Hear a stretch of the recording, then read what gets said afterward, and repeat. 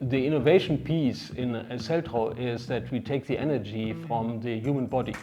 So we don't need batteries anymore for instance, pacemakers, for implants in the human body.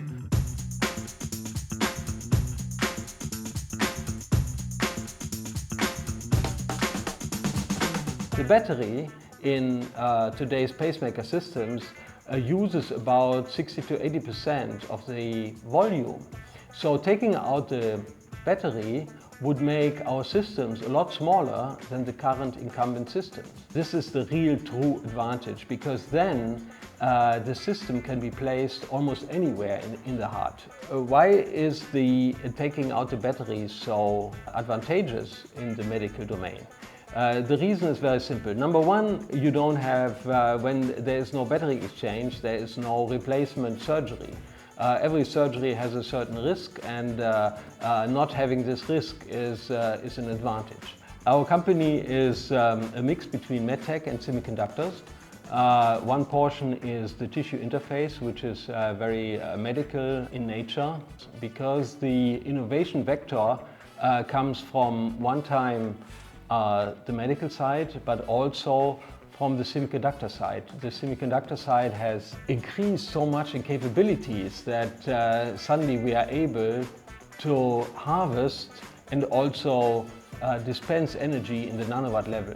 And that's the true innovation which we are driving forward in Celtro. The initial chip is a test chip. We are still in test mode. We taped out in June, then we got samples back early October, and the chip is currently in bring up. So we are running simulations, a lot of simulations during the design process, using Cadence Spectre and mixed signal simulations also with Cadence Xcelium. During the measurement, we try to validate the results which we got during the design phase. I've been using Cadence close to 20 years now. A lot of development happened over the last years, which made the simulation really fast and the convergence really good, especially in analog simulations. It really helps us get fast turnaround times in our designs.